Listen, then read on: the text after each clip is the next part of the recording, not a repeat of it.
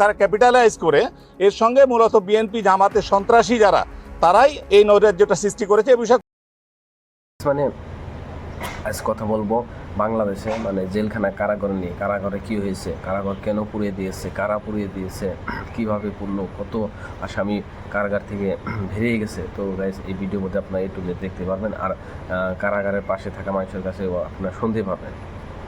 এই দিক দিয়া চতুর্দিকে বাসাবাড়ি দিয়া সর্বদিক দিয়েই 10-12 হাজার লোক ঢুকে গেল। তখন আমরা প্রিপারেশন নিতে নিতেই এই এলাকায় তাদের নিয়ন্ত্রণ নিয়ে গেল। এইভাবে প্রত্যেকটা রুমে, প্রত্যেকটা আসামির রুমগুলাতে ভাঙচুর করে সকলকে বের করে দিয়ে লুটতরাজ, একদম এমন কোনো রুম নাই যে ভাঙচুর করা হয় নাই। তো এইটা কি এমন আন্দোলন আমার যুক্তিতে আসে না। কারণে দেখা গেল যে তারা গেট ভেঙে ফেলবে, তখন আমরা গেটে যেগুলো দেওয়ার কথা বস্তা বা ইয়ে দিয়ে গেটটা যদি মানে আটকানো যায়, কিন্তু সেটাও সম্ভব হয়নি। প্রথম গেটটা ভেঙে ফেলছে, মেইন গেটের এই আউটার গেট যেটা এই পশ্চিম দিকে। তারপরে আমরা যখন ভেতরে যাই তখন তারা ওই ভেতরের গেটটাও ভেঙে ফেলে, ইনার গেট যেটা বড় মেইন গেটের ভেঙে ফেলে। তখন আমরা ভেতরে সবাই চলে যাই, যে আমরা বিভিন্ন জায়গায় অবস্থান নিই। তখন পুরোটা আসলে তাদের নিয়ন্ত্রণ। দুইটা ঘেট আমাদের, এদিক আর এদিক, মানে অতর্কিতভাবে একদম মানে মুহুর্মুহু লোক চলে আসছে। লোক চলে আসা এদিক দৌড়াচ্ছে, এদিক দৌড়াচ্ছে, ইটপাটকেল মারতেছে, ভাঙচুর করতেছে, আগুন দিতেছে। মানে সে একটা মানে অরাজকতা পরিস্থিতি যেটা বলে সেটা। আমাদের এই দিক দিয়ে পুড়ে টুড়ে ফেলছে, আমাদের নিচতলা পুড়ে ফেলছে, উপরতলা সব কিছু আগে প্রথমে সব কিছু নিয়ে নিছে, মানে টাকা পয়সা ফোন টোন যা ছিল সবার কাছ থেকে কাইটা টেনে নিয়ে গেছে। 12টার দিকে এই গেটের মাথায় সমানে আওয়াজ হইতেছে।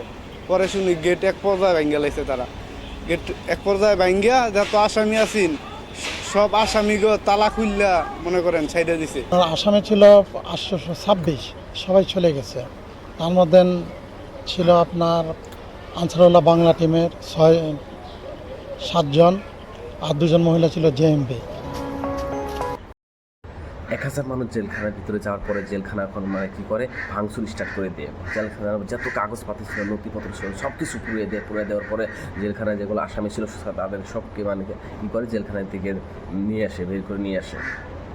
তো গাইস মানে এই কথাগুলো আমি বলতেছি না, এই কথাগুলো তারাই বলতেছে যারা মানে জেলখানার আশেপাশে ছিল বা জেলখানার ভিতরে কিছু মানুষ ছিল, আরও পুলিশ বাহিনীও ছিল, কিন্তু তাদেরকে মানে অ্যাটাক করে তারা ভেঙে পড়ে যায় আর কি।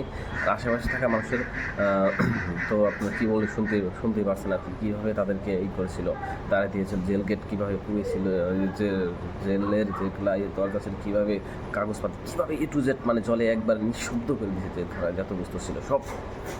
এইটা ইতিহাসের একটা বর্বরিত হত্যাকাণ্ড, বর্বরিত একটা আক্রমণ। দেশের আইন শৃঙ্খলা পরিস্থিতিকে নস্যাৎ করার জন্য স্বার্থান্বেষী মহলের যে অপতৎপরতা, সেটার সর্বোচ্চ নৃশংসতার বহিঃপ্রকাশ আমরা দেখলাম। তো গাইস আপনারা তো দেখতে পাচ্ছেন যে জেলখানার ভিতরে যত কাগজ ছিল, যত বই ছিল, যত পুরানা বস্তু ছিল আপনার সব কিছু পুরাই দেওয়া হয়েছে, ভাঙচুর করা হয়েছে। তারপরে সাইডে আপনারা দেখতে পাচ্ছেন যে গাড়ি পুড়ে দিয়েছে, অস্ত্র ছিল, অস্ত্র লুটপাট করে নিয়েছে। তারপরে যে আপনার গুলি, বহুত কটা গুলি ছিল, প্রায় 4-5 হাজার গুলিও নিয়েছে, রাইফল, তারপর AK-47, আর যত বস্তু ছিল মানে দামি দামি সব কিছু এনারা ছিনিয়ে নিয়েছে। অনেক কিছু থাকে এখানে, কোনো জিনিসই নাই, সেগুলো পুড়িয়ে দিয়েছে। এটি আগামীকাল আমরা কারা অধিদপ্তর থেকে আপনার নতুন কিছু জনবল সহ কাগজপত্র এবং আনুষঙ্গিক যে রেশনের জিনিসপত্র যা লাগে সেগুলো সহ আমরা আগামীকাল এখানে আমরা পাঠাবো।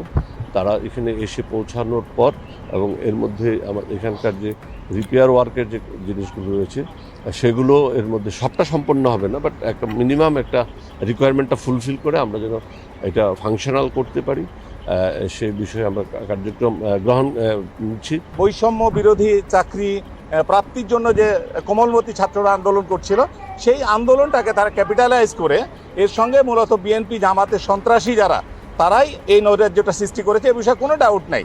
এবং প্রত্যক্ষ প্রমাণ আছে, তারা মাঠে নেমেছে এবং এই কয়দিন ধরে যাদের সঙ্গে ফাইট হচ্ছে এখানে কিন্তু কোনো ছাত্র নাই, এখানে বয়স্ক, বৃদ্ধ, মাঝবয়সী, টোকাই ইত্যাদি ইত্যাদি, অর্থাৎ যারা সন্ত্রাসী কর্মকাণ্ড